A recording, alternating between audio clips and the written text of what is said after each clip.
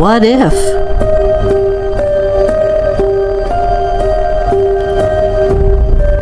You woke up tomorrow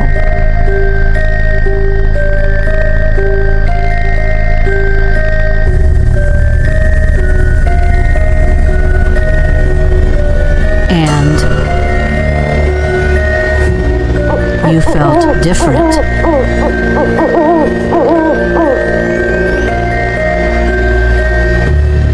What if?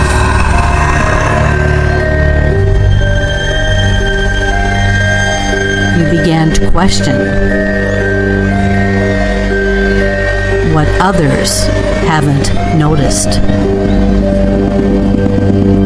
What if?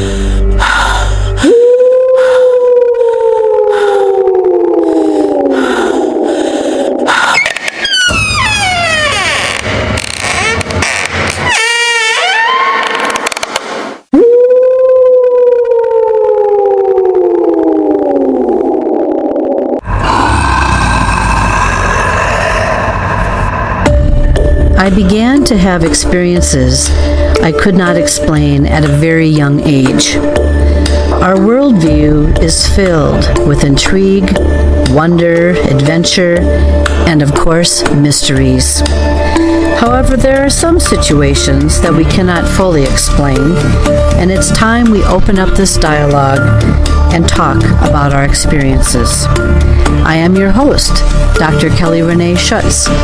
Welcome to Haunted Mysteries. Welcome to Haunted Mysteries Podcast. I am your host, Dr. Kelly Renee Schutz. This show will air every other week on the Get Haunted Podcast Network. So sit back and relax, and if you miss it, go to the Get Haunted Podcast Network Facebook page or to my YouTube channel under Haunted Mysteries Podcast. Spend an hour every other week with us, delving into what most of us are chasing after, answers to unexplained happenings. This show brings you a bit of chatter, topics, theories, guest interviews, and more. May you be a believer in cryptids, apparitions, UFOs, consciousness abilities, or anything else. Know that there is another person out there who has experienced something similar or a bit stranger. It's not always in our imagination. This episode is pre-recorded.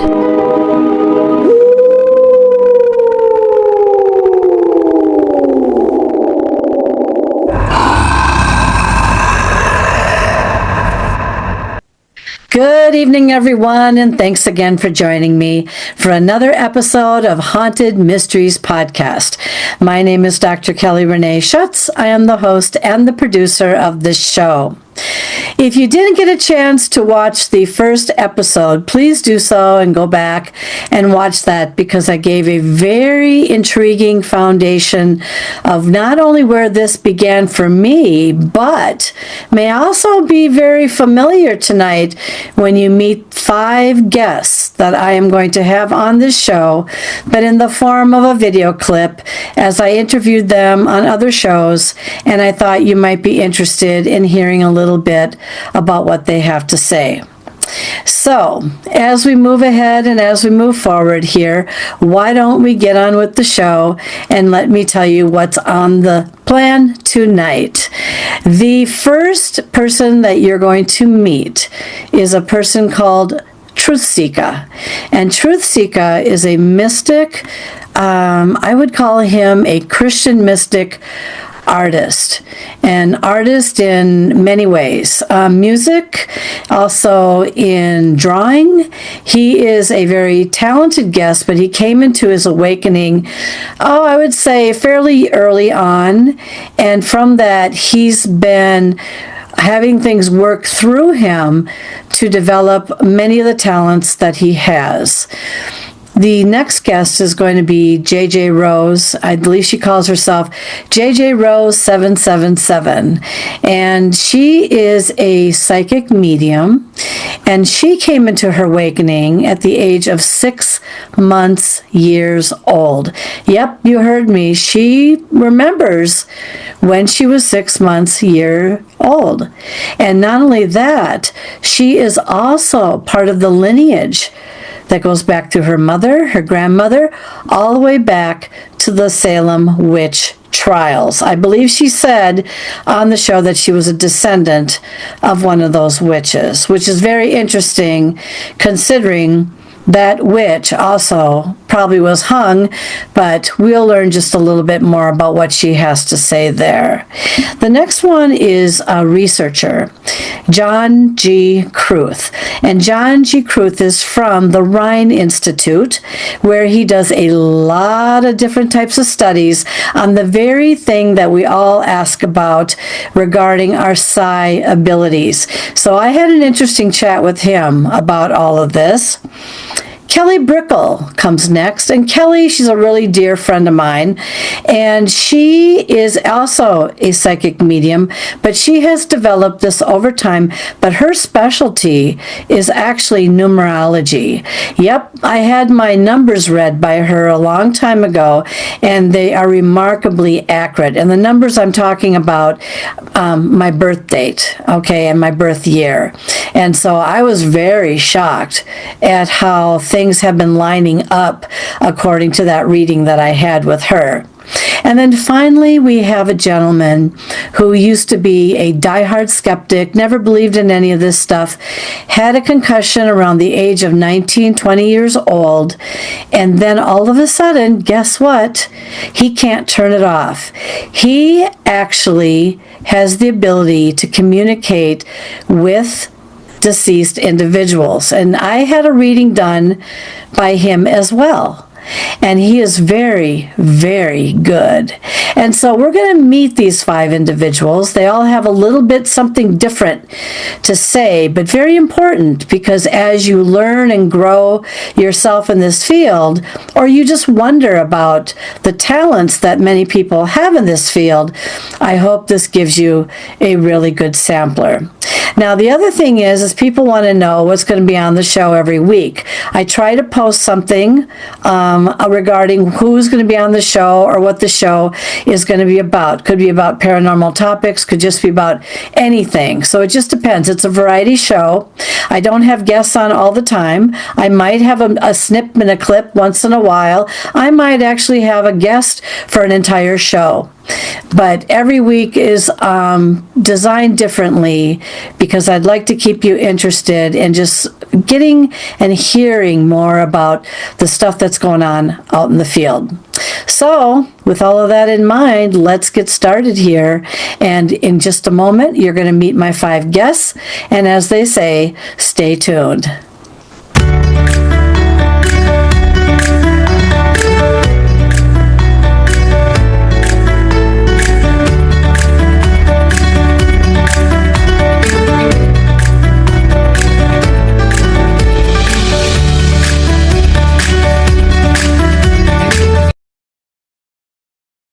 According to my guest this evening, Truthseekah, there are things that you can do on this side of the field that have significant reactions in the spirit realm. Exploring the existence of life beyond the mundane realities, his book will help you understand that there are doors or pathways which can be opened unknowingly. Truthseekah is a Christian mystic, Amazon best-selling author, visionary artist, and seer. Also, a songwriter, Truthseekah has released over 200 songs, each one relating to the subject of spirituality. His journey has brought him through research and experience with the occult, paranormal, Christianity, ufology, and the spirit realm. This has led him into many mystical encounters with God, angels, spirits, and many other supernatural beings. Truthseekah has made it his life work to understand the spiritual realms and relate it back to people in a practical way. His desire is to help people embrace the reality of the spiritual world so they can walk in supernatural freedom in their lives. Please welcome tonight to my show, the one and only Truthseekah.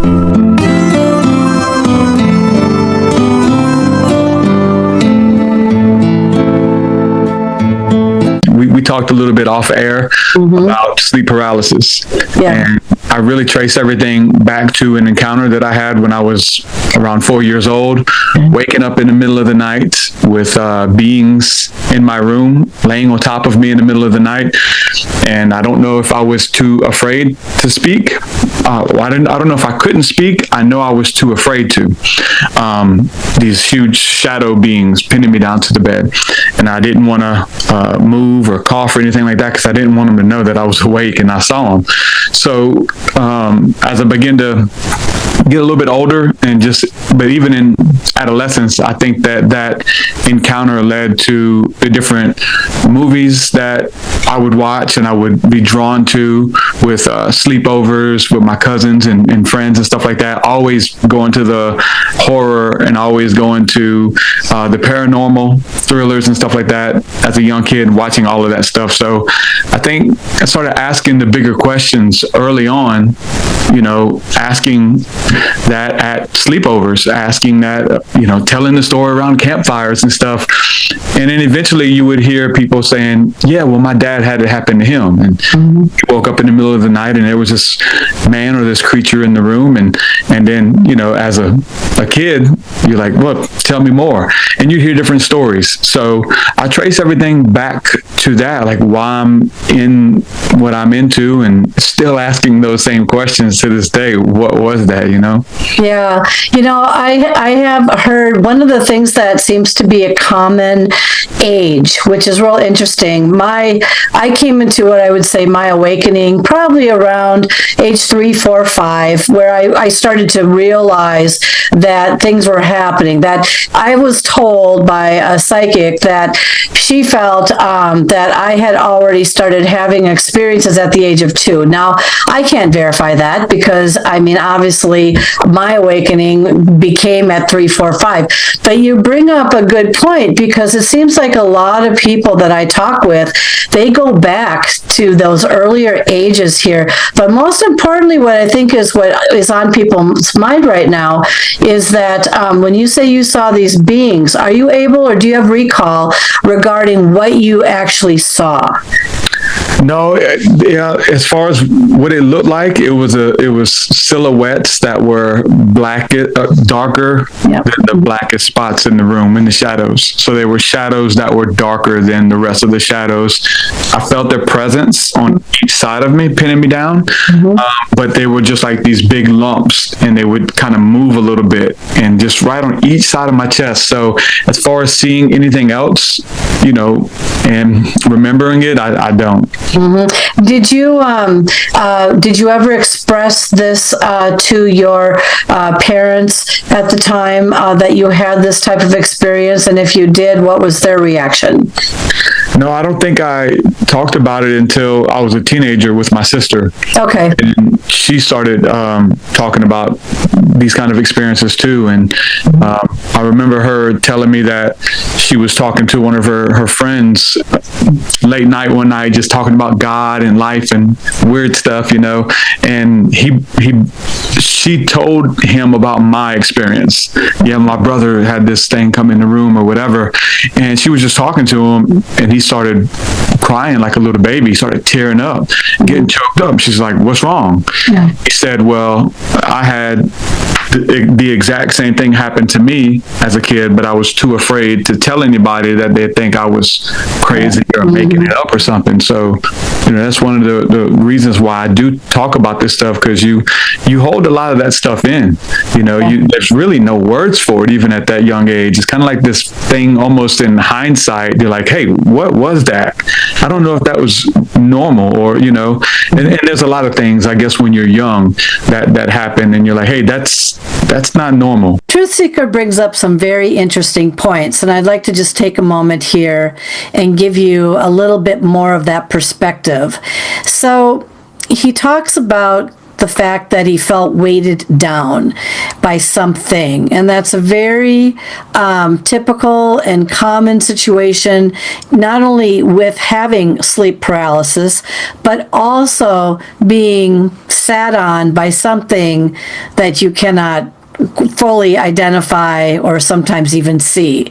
And so I wanted to talk about that a little bit because I am not known myself as ever really having sleep paralysis. I do recall one time when I fell out of bed as a young person and I couldn't get back up into my bed because my entire body had fallen asleep. I don't know if any of you have ever fallen out of your bed before, but when your limbs and everything can't wake up and you're crawling to try to get back up into bed, that would be maybe a situation I would call sleep paralysis, the inability to move. However, there was a house that I lived in, house number 2, where it became very, very haunted. I seemed to have attracted a lot of things that came home with me. And there was one point when I actually recognized that there was a ghost in my house. So I started communicating with it. So rule number 1, don't communicate with your ghosts because you don't know what they'll turn into at some point. The one that I was communicating with seemed really friendly, and I thought, wow, it's kind of like I got a friendly ghost in here.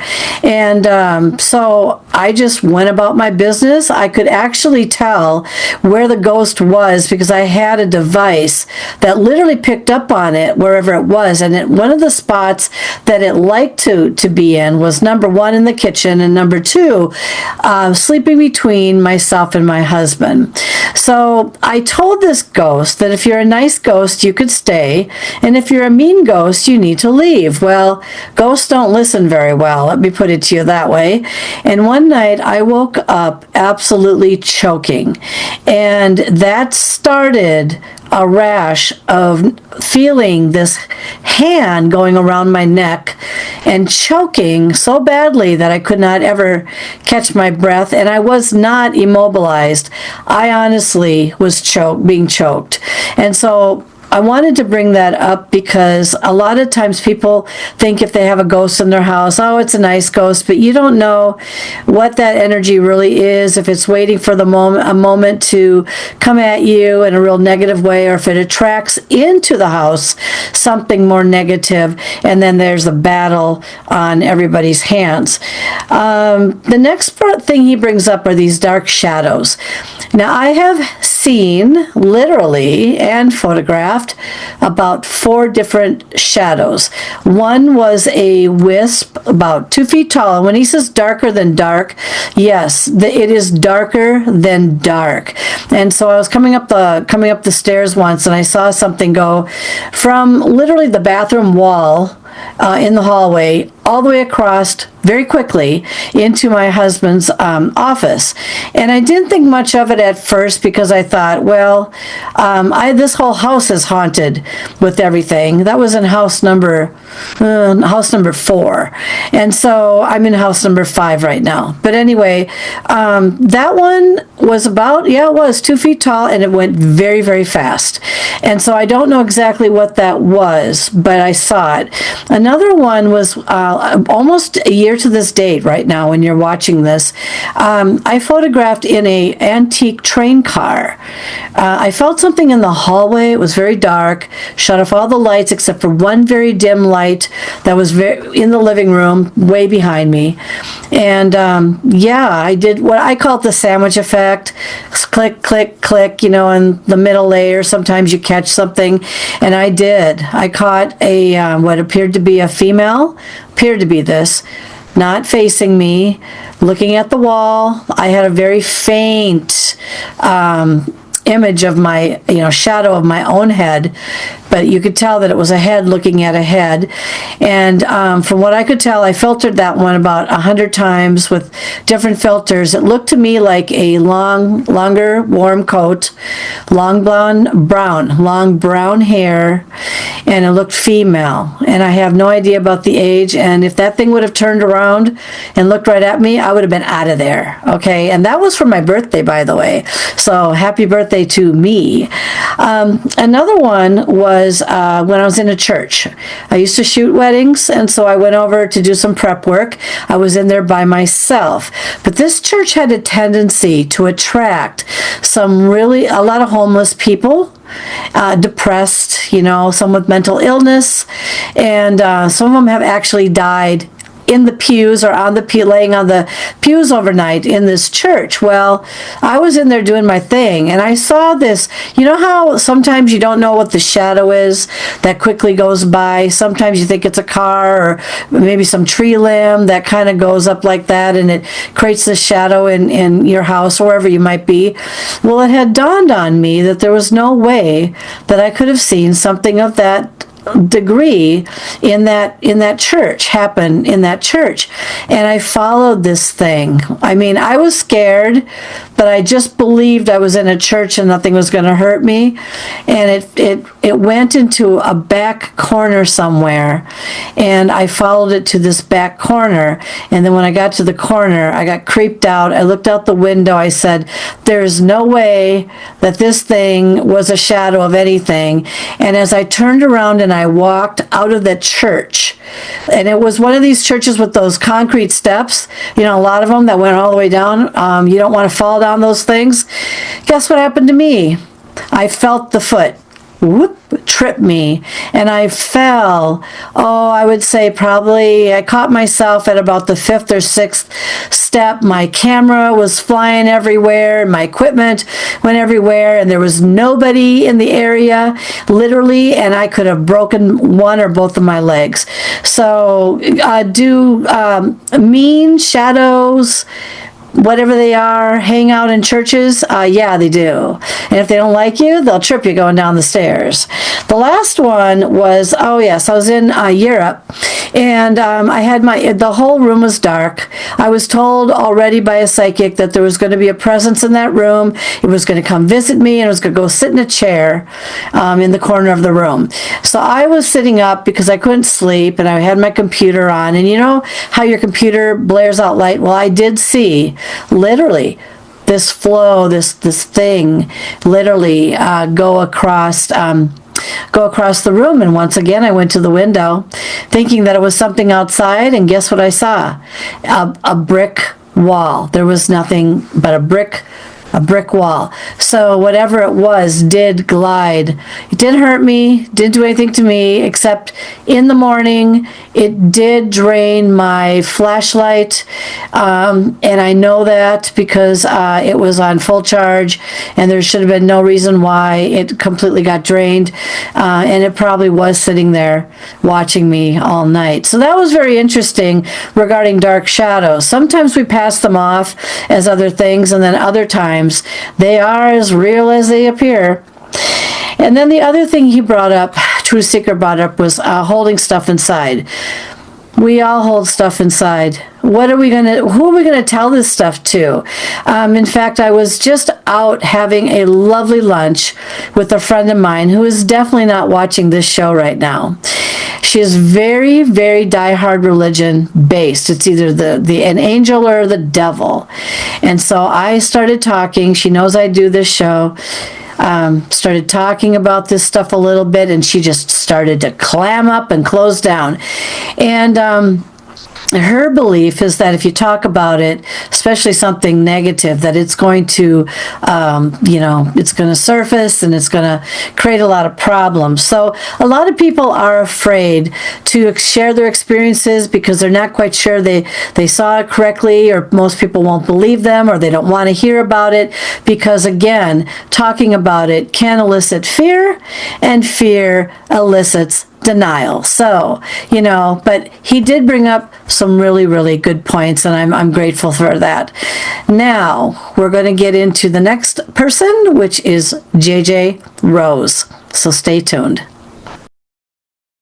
People often ask the question, how far do you remember back in your younger years? And the answer is usually, perhaps maybe around anywhere after 3 years old. But my guest this evening has one up on many. At the young age of 6 years old, my guest this evening, JJ Rose, was already coming into not only her awakening, but her special gifts passed on to her. JJ Rose is a medium. She is a psychic. She's an energy clearer, an entity remover. She knows a lot about psychometry, telepathy, dream precognition, and she is not only a white witch, but she is a non-denominational ordained minister. JJ believes her God, spirit, and universe guides help her in what she is needed for. May that be giving a message to somebody, or may that be a healing where someone is in distress and they need to have better understanding of their situation. JJ is also an empath, someone who can feel the stresses and the strains and the happiness of what others have a tendency to give off within their own energy fields. JJ's goal is to help others learn more about themselves so they can be self-reliant in their own intuitions. JJ feels her specialty is entity and energy clearing and entity removal. Yes, as in exorcisms. We had a lot to talk about this evening, and it was a very interesting discussion from top to bottom. So please sit back and enjoy and meet my special guest, JJ Rose.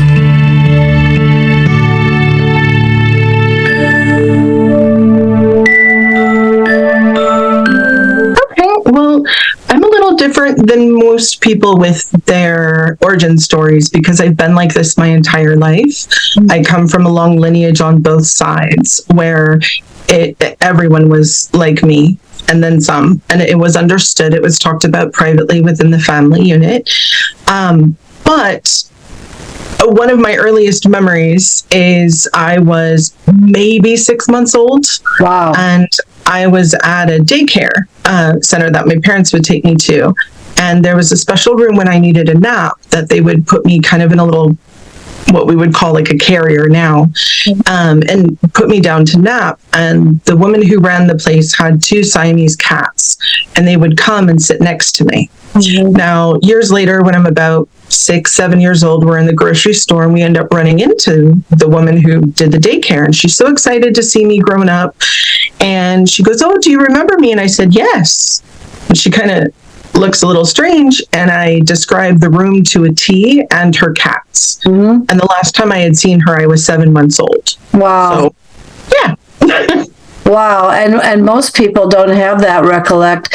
Probably most 2 years and younger. I think I've only met one other person who believes she had an experience at about 1.5 years old, but never at the baby point like you. That's interesting. So you come from a lineage of this your abilities. That's very fascinating. Just to know that. And sometimes people are wondering if you got a strong dose of it through your genetics, or whether or not you're all about the same. Did you ever have a discussion with your family, or the ones that had these abilities, about where their gifts were at, and if you were as strong, if not stronger?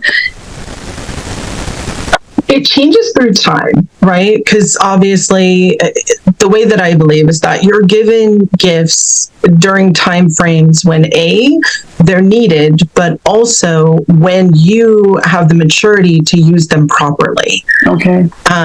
The movie Firestarter is a great example, right? You don't want to give that ability to a child who is going to react to everything with that intense childish anger. Yeah. So a lot of my gifts have kind of grown over time. There were just certain things that I instinctually knew, and because everyone in my immediate close family had them too, it was just normal for us. Like, things moving around the house without people moving them was normal. We would see people come in and out of the house that weren't physically there in our capacity and talk about them. So I had a really wonderful growing up where that was fostered. I was taught, how to harness it, how to control certain things, not to talk about it with everyone, because obviously I'm from an older generation where, I couldn't really even be open with all of my talents and who I am until maybe about 10, 15 years ago.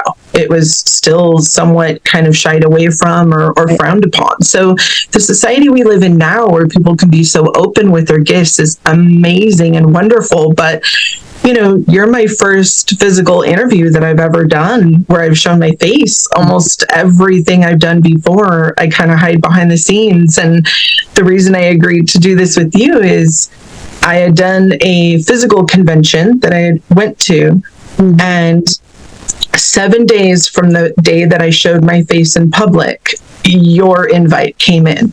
And obviously the number 7 is Spirit's way of saying, okay, we're doing this now. So yeah. Well, first of all, I'm flattered, first of all. Secondly, you're in a safe space, but I can't guarantee that who might contact you after the show is over would put you back in a safe space. But, she and I had talked about this a little bit before the show, that, we're pretty good at figuring out who's a good bet and who's not out there. And that's one of the risks that we have, including myself, by the way, when I speak in person, or you never know who's in the audience. And I've run into that a few times with some very interesting people.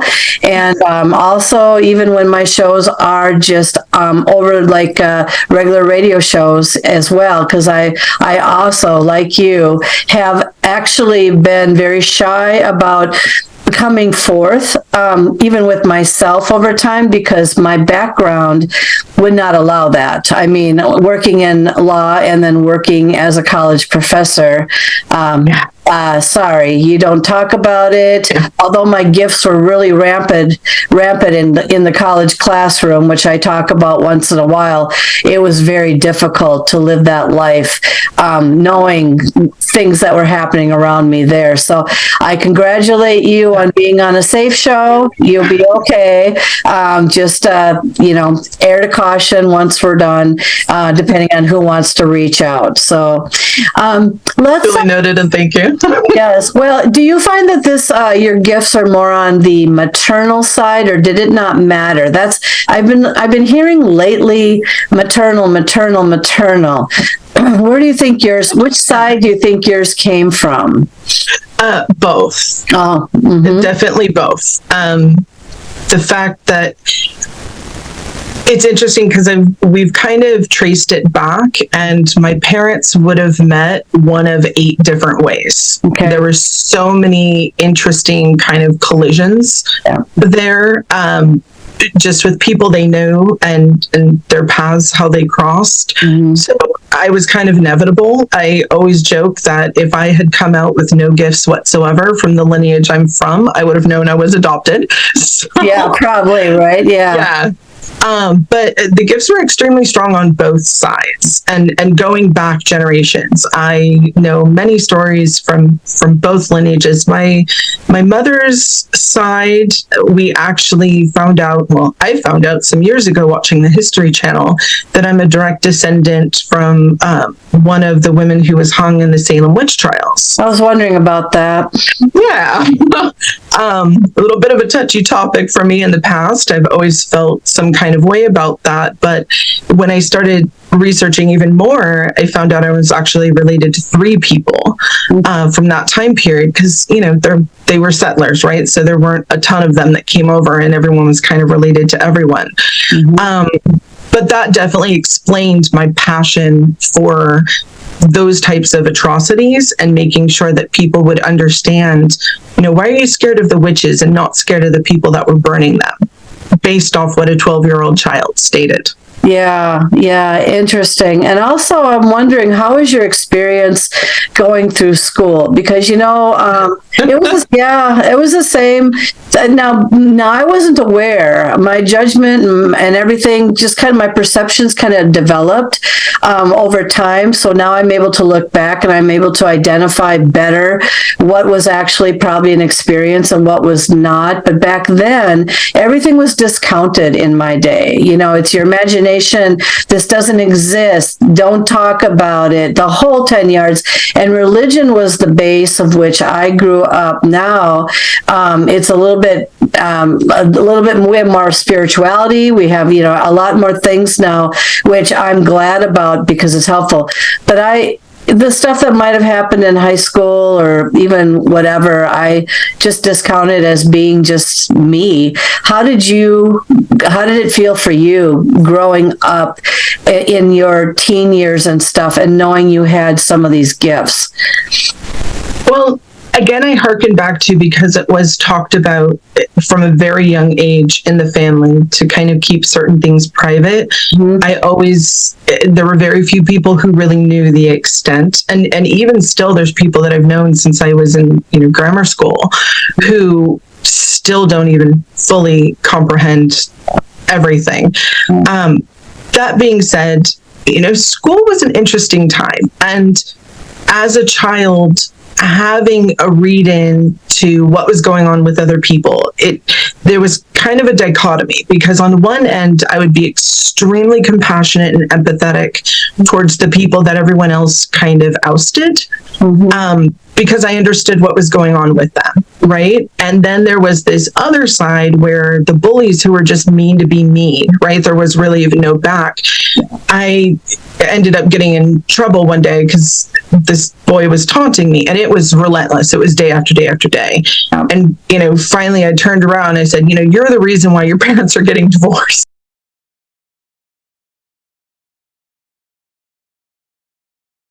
For those of us who have experienced unexplained situations that we have passed off as hauntings, apparitions, telepathy, clairvoyance, premonitions, dreams of the future, magical influence, etc., we belong in a special group. Yes, we do. We have experienced what my guest this evening, John G. Kruth, would call exceptional experiences or exceptional phenomena.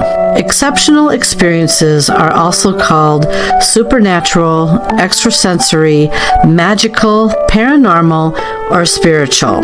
They can occur unexpectedly and without obvious causes. And to add to that, they can also be triggered by practices such as the use of a Ouija board, automatic writing, or meditation, and can occur after contacts with healers, clairvoyance, or participation in spiritual events or religious groups. Let's turn our focus now to John G. Kruth. John is the executive director of the Rhine Research Center in North Carolina and the founder and education director of the Rhine Education Center, also residing in North Carolina.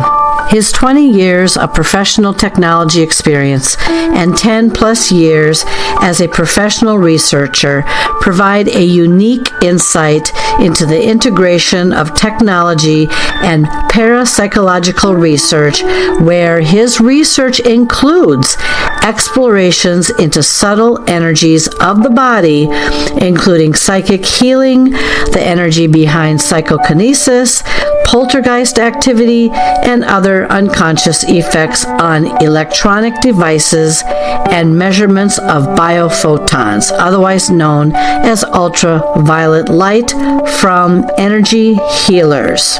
We had a lot to talk about this evening, so sit back and put on that thinking cap, because we're going to go on a bit of a journey. And indeed, if you are what he calls an exceptional professional experiencer. You will want to take note of all the different illustrations we talk about in this show tonight.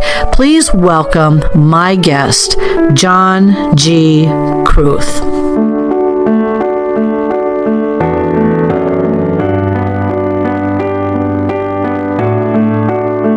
Have you guys ever studied anything about this pineal gland at all? So the pineal gland is something that Edgar Cayce spoke about it quite a bit, and it's actually towards the center of the brain. It's there's a spot in the center of the brain where this is.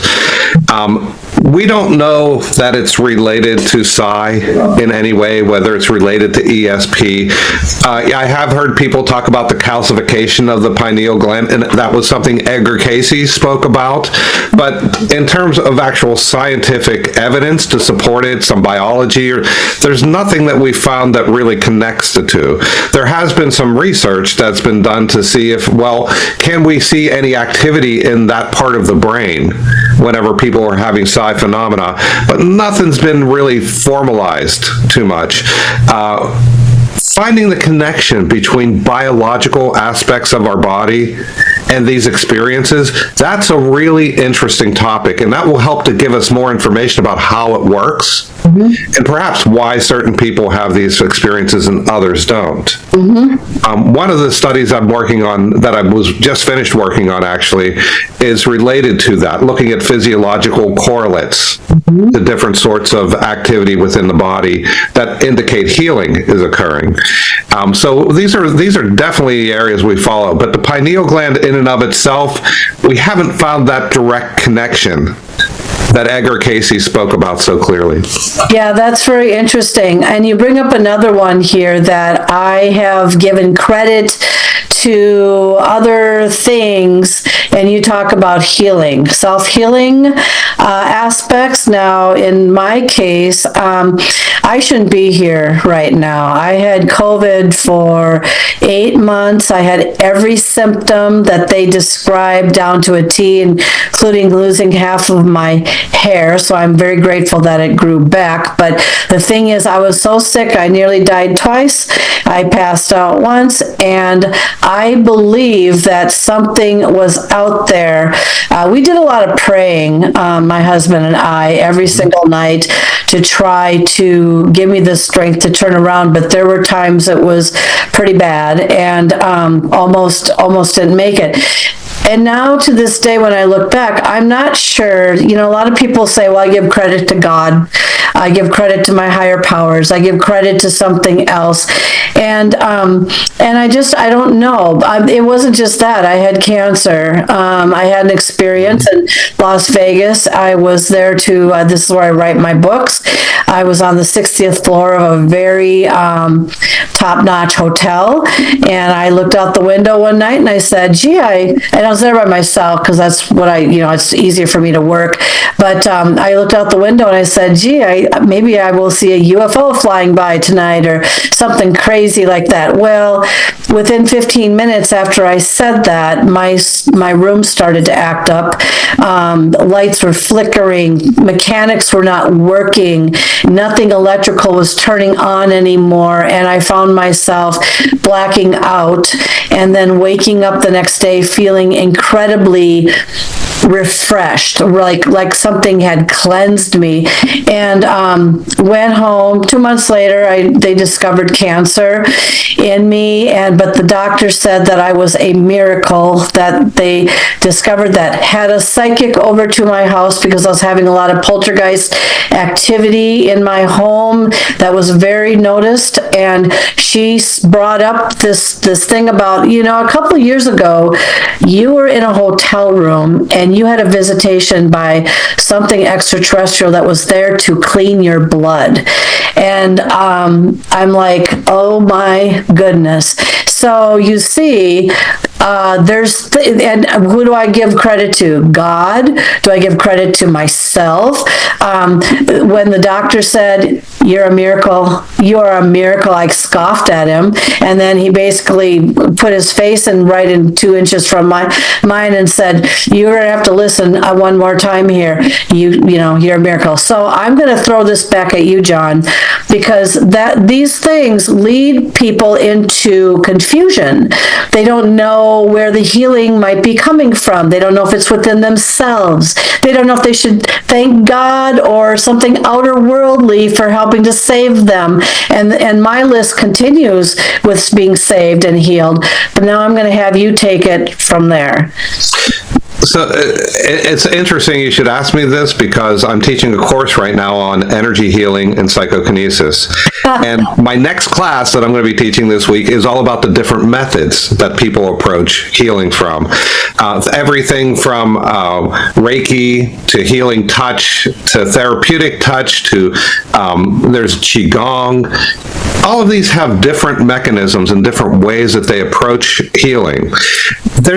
When you're talking to healers, they'll often talk about themselves as if they are providing energies or providing something to another person, sending some healing activity or healing energies to another person. In those cases, sometimes the healers feel like they are the agent of healing and sending it.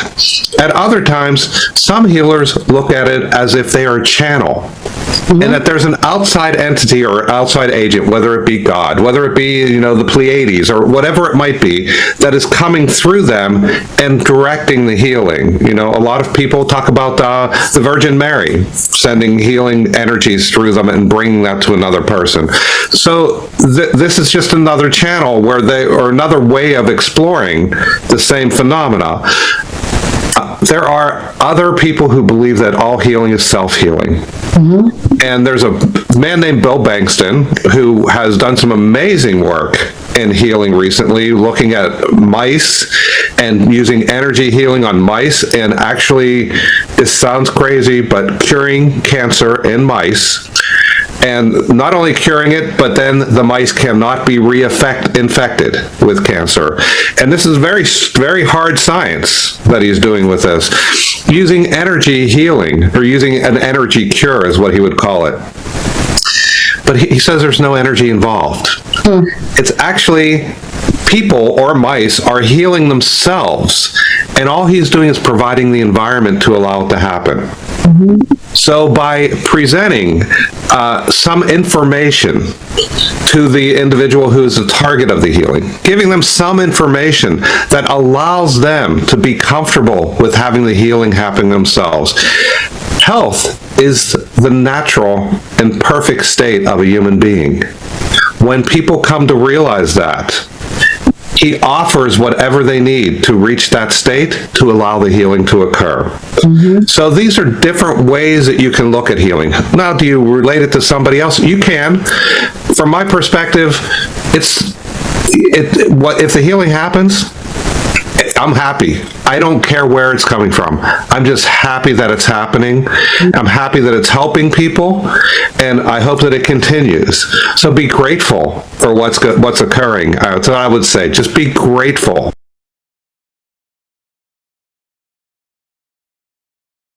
When life throws you something unexpected, don't go out there and squeeze lemons. Have your numbers read.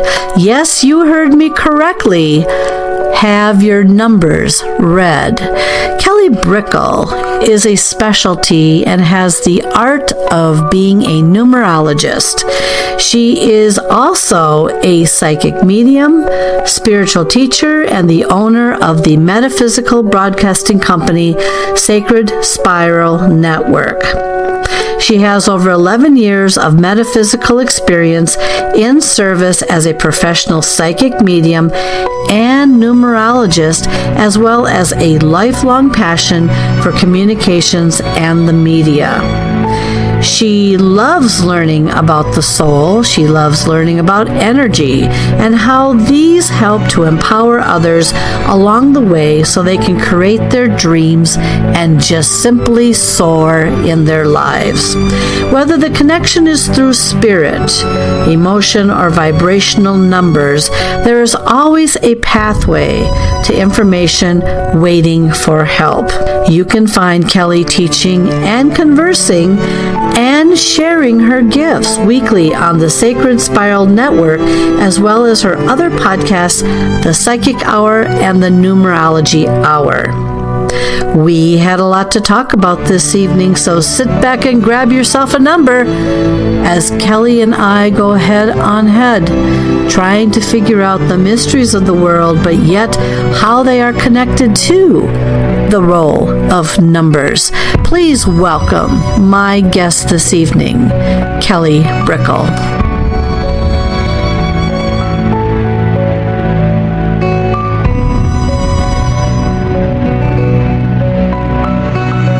Because I know there's a difference between a psychic and a medium. Could you explain the differences between them?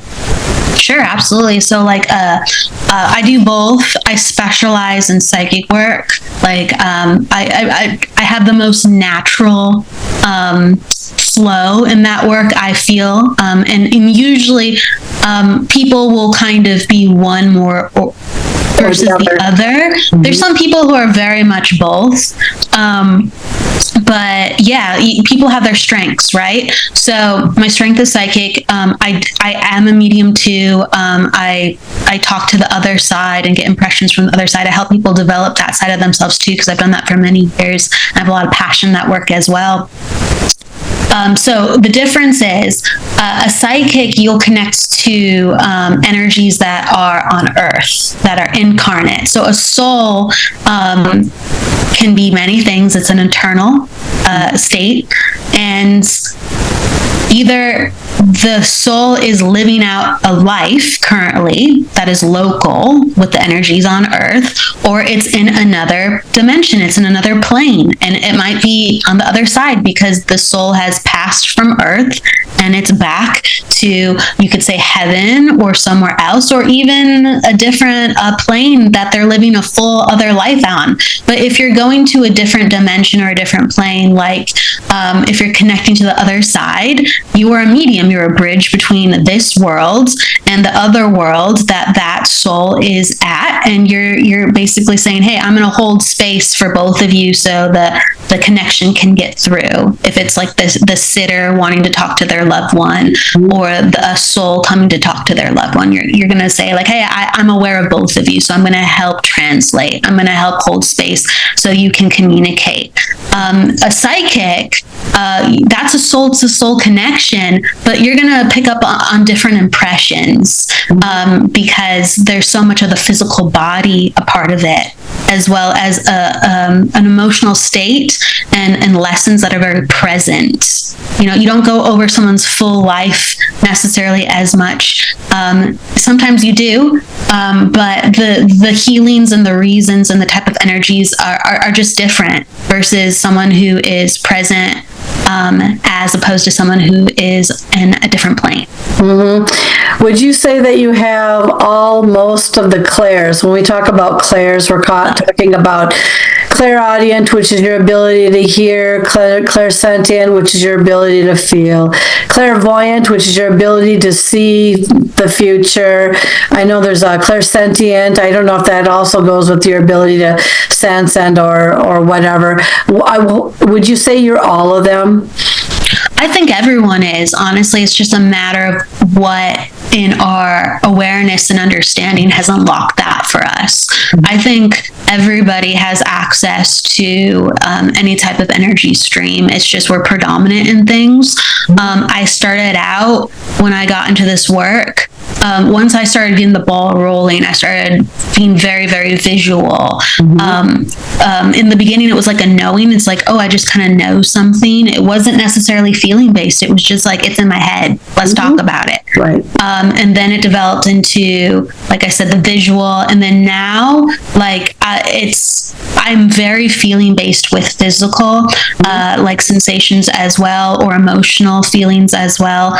And I get sound. But all of that was kind of there before, but, you know, it was just one was more heightened and one more had my attention primarily. But honestly, I feel like everybody has all of them. That's just my personal. Yeah, well, and some people have them and they just don't recognize them, or they're too distracted to think about them. They just, you know, kind of go by the seat of their pants. And I couldn't agree with you more. It's just like, I don't know, not everyone is made for this type of work.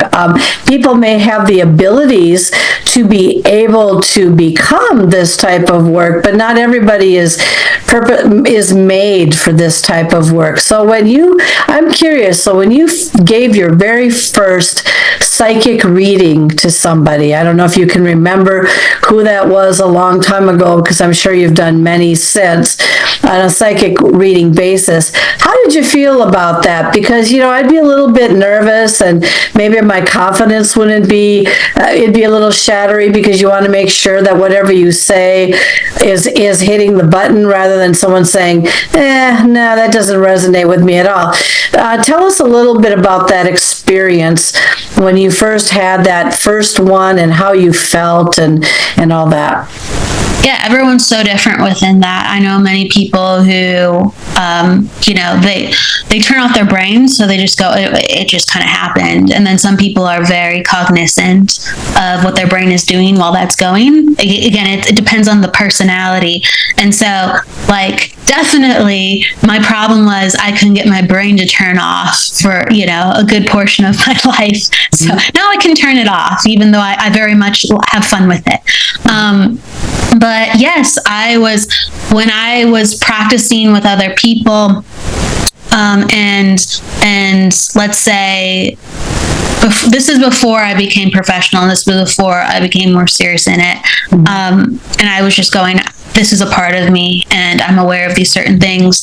I would practice in a way where people wouldn't know, per se. Like, I would talk to them about their life, and I would just be like, oh, like, you know, you seem like a really kind person, like, you know, the type that, like, maybe did your grandparents raise you or something? You know, I'd like put it into stories, right, and get them talking. And so, like, I would get validation, and I would read people's energy in a way where I was just conversating with them, and that's how I would mostly get away with it, and it wouldn't be like any eyes on me.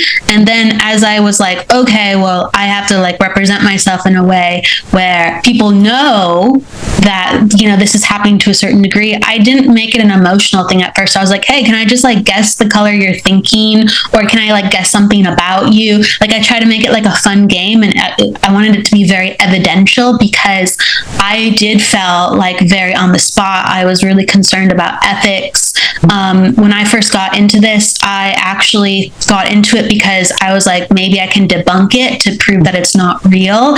Because if it was real, why isn't this out here more, and why doesn't everybody know about it? Because it only helps people, and, like, this is freaking amazing, right? Like, so I actually thought when I was younger that honestly people were scamming people more so than otherwise. Yeah. And that still does happen, believe me, but it's like far more people are genuine within this work, and everybody has the ability to grow. It's just society does not teach that, and then people don't think anything of it.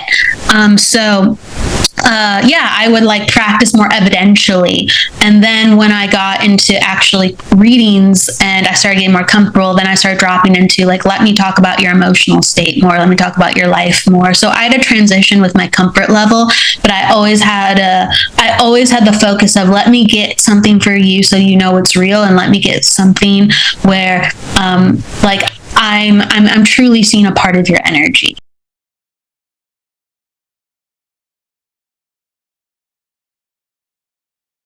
My guest this evening is Steve Spur. Steve has more than 20 years plus experience as a psychic medium. He connects people all over the world with their loved ones in spirit to bring messages of love and hope. As an evidential medium, he gives you proof that they are alive and well on the other side. He shares names, how they died, birthdays, death days, anniversaries, pets, the cars they drove, what they did for a living, personal belongings, conversations, and stories that no one but family and friends will know. He is a remarkable man with great talent. Please welcome to the show this evening, Steve Spur. So let me backtrack a second here. Did you, when you had your concussion, did they ever declare you physically dead? I don't believe so. Okay. I consider it a near-death experience. Okay. But they just said it was a severe concussion. Yeah. So when they're doing the MRI and they're doing the brainwave deals and they're going like it's irregular, that kind of thing. Yep. And so I used to think for the longest time that my gifts came to be because of trauma. And that happens a lot. Yep. And I say to most people, you don't have to have severe trauma. Sometimes you can have little bouts of little tiny traumas or things that aren't as real severe, and they just kind of all add up. And then I got to the point where I started to do research and learned about our brains, rewiring itself, going into a different safety mode, or rewiring itself because something might be damaged, going into a different, I don't know, whatever it is. Did they ever say to you when you had your concussion that your one part of your brain that it was before rewired itself into something else within your brain? They didn't say it. The doctors didn't, but I don't think the doctors believe. I know it did. Yeah. Okay. And my psychic ability, everybody's psychic. Everybody is born psychic with a sixth sense. Mm-hmm. Animals do. People do. You just are. And you feel things sometimes. And it scares a lot of people. You don't want to believe that you have this skill. You know who's on the other end of the phone before you answer it. Mm-hmm. You know who's knocking on the door before it happens. Mm-hmm. You know some things that are going to happen, or you know about, and things like that. That's all on the left side of your brain. Mm-hmm. Okay. Your right side of the brain is what you memorized in junior high and high school, and all. It keeps you breathing. It keeps you going. The artist and the creative people are all using the left side of your brain. Mm-hmm. I believe that when my brain was rewired, they gave me the ability to hear dead people. Mm-hmm. That something switched.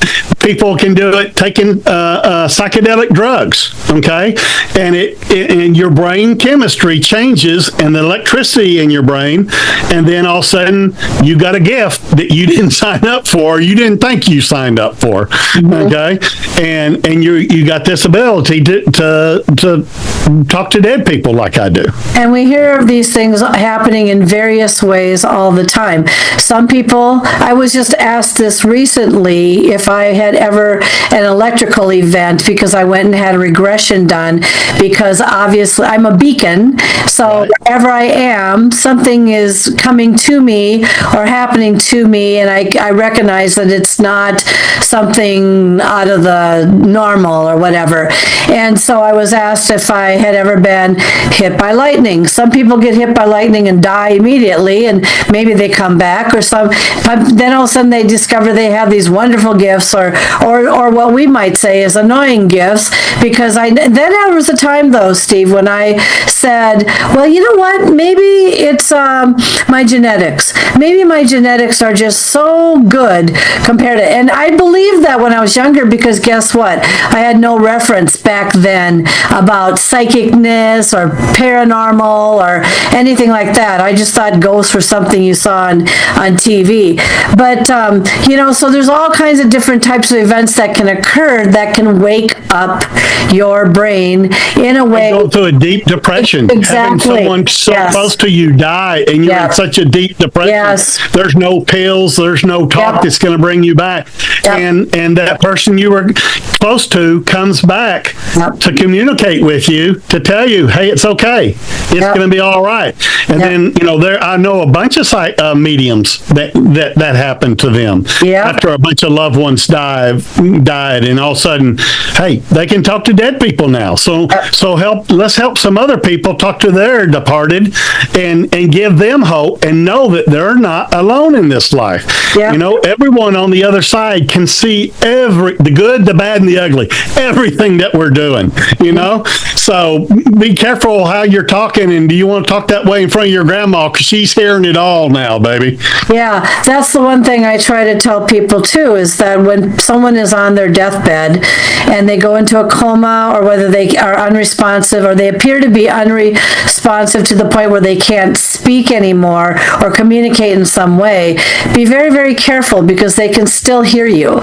You may not think that they can hear you because they might be, they're giving these snoring sounds and all that. They can hear you. They're going through the death process, which can cause that once in a while, these disturbing noises that come out.